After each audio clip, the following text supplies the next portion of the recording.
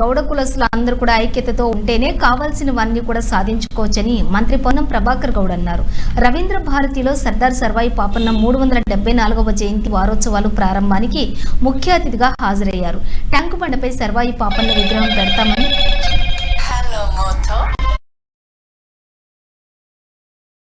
ఆదేశాలతో పాటుగా నిధులు కూడా ఇంతకుముందు 7-9 లక్షలు అంటే ఇప్పుడు 15 లక్షల రూపాయల పైదాకా ఆల్మోస్ట్ డబల్ చేసే విధంగా నిధులు కేటాయించినాను.